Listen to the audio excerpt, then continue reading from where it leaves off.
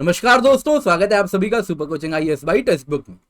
तो दोस्तों यूके, उसमें भी अगर आप लंदन की बात करें तो ये दुनिया का फाइनेंशियल सेंटर रह चुका है।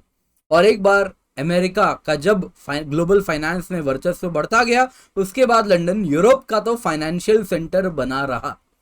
और अब यूके के आत्मसम्मान को बहुत बड़ा ठेस लग चुका है।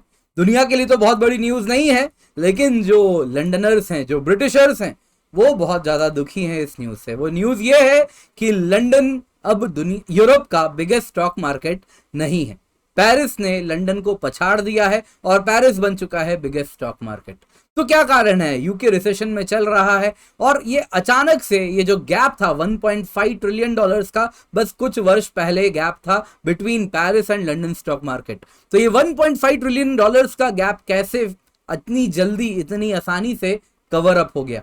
तो इसकी क्या कहानी है पीछे की, आज की क्लास में इसी पर चर्चा करने वाले हैं। आप न्यूज में देख सकते हैं, बहुत ज्यादा यूके के न्यूज़पेपर्स में आपको मिल रहा है, पेरिस ने लंदन को ओवरटेक कर लिया है और बन चुका है यूरोप का लार्जेस्ट स्टॉक मार्केट। तो न्यूज में यही है कि ब्रिटेन ने अपना top position when it comes to Europe as the largest stock market lose कर दिया है। पेरिस बन चुका है और जब से रिकॉर्ड रखे जा रहे थे किसका स्टॉक मार्केट कितना बड़ा है, ये तारीख है 2003, तब से अब तक ब्रिटेन यूरोप का बिगेस्ट स्टॉक मार्केट बना हुआ था और अब पेरिस ने ब्रिटेन को, लंदन को पछाड़ दिया है। तो जो ब्लूमबर्ग का डेटा है उसके अनुसार अगर आप देखें तो जो पेरिस स्टॉक मार्केट, जो पेरिस की, फ्रांस की स्टॉक मार्केट है, उसकी कंबाइंड साइज है 2.823 ट्रिलियन डॉलर्स, जो कि लंदन स्टॉक एक्सचेंज के 2.821 ट्रिलियन डॉलर्स से थोड़ी सी, बस मार्जिनली अहेड हो चुकी है।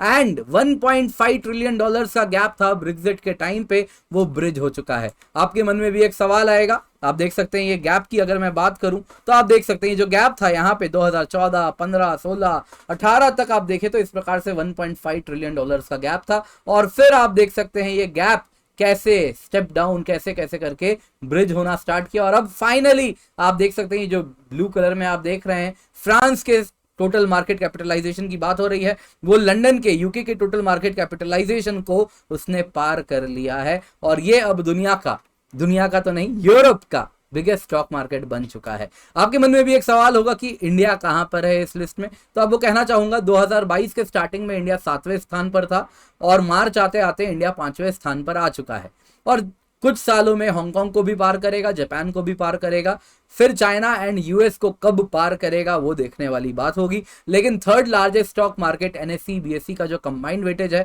वो तय है, आने वाले कुछ सालों में इंडिया बनेगा ही बनेगा। ऑलरेडी इंडिया की जो मार्केट कैपिटलाइजेशन है कंबाइंड, क्योंकि इंडिया के दो मेजर मार्केट है when it comes to stock, Bombay stock exchange और नेशनल स्टॉक एक्सचेंज, जो कंबाइंड वेटेज है वो है 3.21 ट्रिलियन डॉलर्स। तो ये काफी ज्यादा अभी इंप्रूव होने वाला है, इंडियन स्टॉक मार्केट बहुत तेजी से ग्रो कर रहा है। बट फिलहाल हम बात करते हैं यूके की। तो ये गैप्स नैरो डाउन अब जाके क्यों हुए? तो इसके पीछे कारण है कि जो फ्रेंच स्टॉक्स हैं वो बहुत तेजी से ग्रो किए पिछले कुछ दिनों में। कारण क्या है? चाइना में कोविड-19 रेस्ट्रिक्शन से अब लग रहा है आने वाले दिनों में ईज आउट होने वाला है, तो चाइना में कंजम्पशन बढ़ने वाला है। जो फ्रेंच कंपनीज हैं वो अगर आप देखें तो लग्जरी गुड्स बनाती है।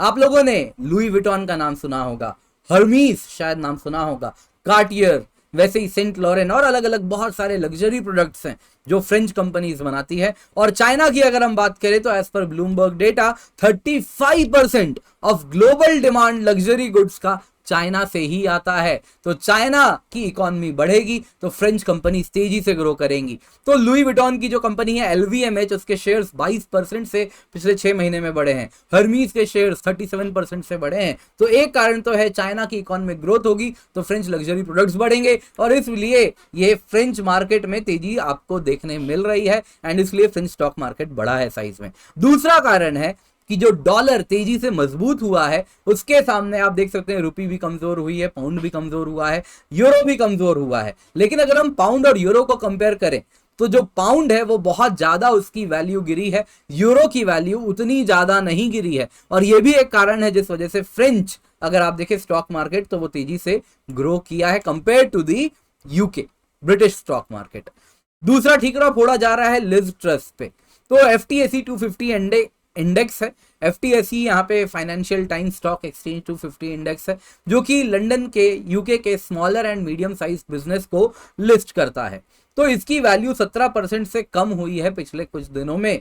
और इसके पीछे कारण है कि जो यूके में इंटरेस्ट रेट्स बढ़े हैं, एनर्जी बिल्स इतनी तेज हुई है, जिस वजह से ये small and medium size companies बहुत बुरी तरह प्रभावित हुई हैं। और इसमें लिज ट्रस का जो डिजास्ट्रस मिनी बजट उन्होंने पेश किया था, जिसमें टैक्स कट्स की बात की गई थी, तो उसका बहुत ज्यादा बुरा प्रभाव देखने मिला था। अगर मैं नंबर्स की बात करूं तो लिज ट्रस के 4th वीक ऑफ प्रीमियरशिप यानी प्राइम मिनिस्टर बने चौथे हफ्ते होते होते British stock and bond market 500 billion से अपनी कंबाइंड वैल्यू लूज कर चुके थे बस 4 हफ्ते में। तो अब ऋषि सुनक के ऊपर आया है कि वो कैसे इकोनॉमी बचा सकते हैं। तो सुनक कोशिश भी कर रहे हैं, ऐसी बात नहीं है।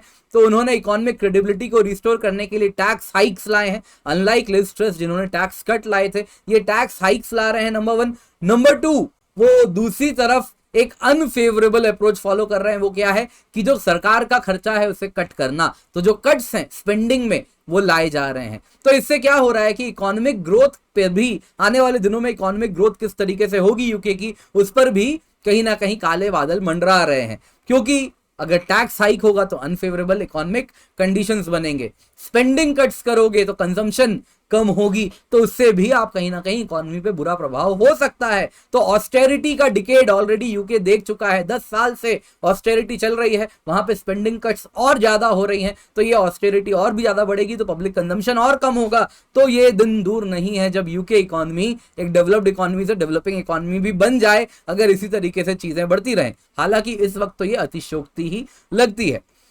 ब्रिटेन एकमात्र G7 इकोनॉमी है जिसमें अगर आप देखें तो सितंबर तक में जो 3 महीने हुए हैं उसमें उसकी इकोनॉमी श्रिंक की है। बाकी सारे G7 इकोनॉमीज ग्रो करने शुरू हो चुके हैं।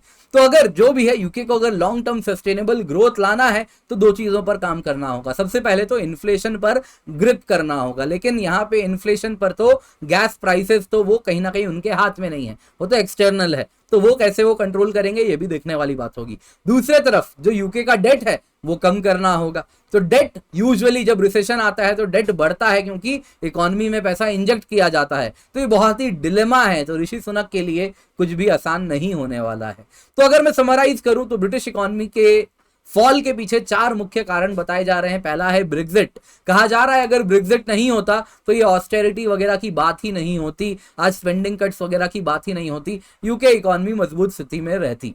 दूसरा है स्टर्लिंग का डिप्रिसिएशन, वो भी कहीं ना कहीं ब्रेक्जिट से ही कुछ हद तक जुड़ा रहा है। यूके इकोनॉमी कमजोर हुई तो स्टर्लिंग भी बहुत तेजी से कमजोर हुई है, तो स्टर्लिंग का डिप्रिसिएशन है।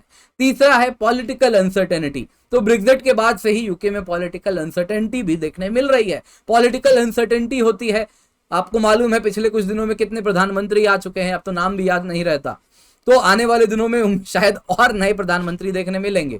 तो पॉलिटिकल अनसर्टेनिटी इतनी ज्यादा हो गई है जिस वजह से पॉलिसी अनसर्टेनिटी बहुत तेजी से हो रही है। एक मुख्य प्रधानमंत्री आई, उन्होंने टैक्स कट किया, दूसरे प्रधानमंत्री आए, उन्होंने टैक्स हाइक किया। तो बहुत इकोनॉमी में जब अनसर्टेनिटी होता है तो ये बिजनेस के लिए बहुत ही डरावनी स्थिति होती है। तो यूके कुछ उसी प्रकार की डरावनी स्थिति से गुजर रहा है। चौथा है कोरोना वायरस पैंडेमिक।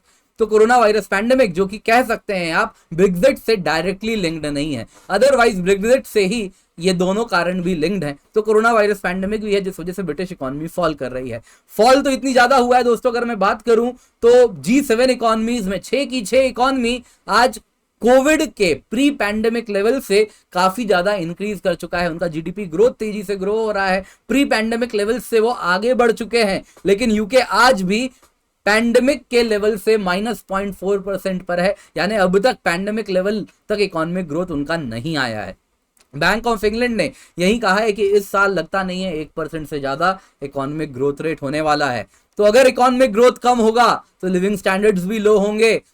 तो उस तरफ तो सरकार को पैसे ज्यादा खर्च करने चाहिए लोगों के लिए, दूसरे तरफ टैक्स भी कहीं ना कहीं छूट देनी चाहिए मैक्रो इकोनॉमी को मजबूत करने के लिए। लेकिन जो इकोनॉमी की हालत है वहां पर एक डिलेमा हो गया है कि वो टैक्स बढ़ाएं, पब्लिक स्पेंडिंग कट करें, क्योंकि सरकार के पास पैसा भी नहीं है। तो बहुत ही कैश 22 सिचुएशन बना हुआ है। इसीलिए तो कहते हैं इकोनॉमी संभालना इज नॉट वेरी इजी। तो कुछ वैसा ही यूके में भी देखने मिल रहा है।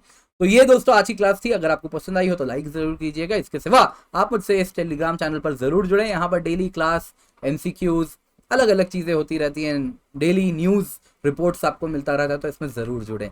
इसके सिवा super coaching one stop solution है आपके सिविल सर्विस एग्जाम की प्रिपरेशन के लिए, क्योंकि यहाँ पर आपको मिलता है 30 से ज्यादा कोर्सेज, हिंदी में भी है, इंग्लिश में भी है, जीएस कोर्सेज हैं, ऑप्शनल कोर्सेज हैं, सब्जेक्ट कोर्सेज हैं, सीसैट कोर्सेज हैं। आपको बस कूपन कोड किंजल का इस्तेमाल करना है। रिनाउंड सुपर टीचर्स हैं हमारे, श्रीराम सर हैं, लुकमान आईएएस के जो कोर्सेज हैं, ये सारे कोर्सेज जो वो अपने ऑफलाइन इंस्टीट्यूट्स में पढ़ाते हैं, वो सेम कंटेंट आपको हमारे ऐप पे मिलता है। ऐसे 20 से अधिक टीचर्स हैं, तो इनके कोर्सेज को आप फॉलो कर सकते हैं। तो दोस्तों जो कीमत है, आप अगर ऑफलाइन परस्यू करते हैं पढ़ाई तो 2 लाख से ज्यादा आपका खर्चा होगा। किसी अन्य ऑनलाइन प्लेटफॉर्म पे भी जाएंगे ना तो 50,000 से ज्यादा खर्चा होगा, अगर वो क्वालिटी एजुकेशन दे रहा है तो। हम दोस्तों आपको ये क्वालिटी एजुकेशन दे रहे हैं केवल 26,999 रुपए में। वो तब है जब आप कूपन कोड किंजल यूज करते हैं, जिससे आपको मिलता है मैक्सिमम डिस्काउंट।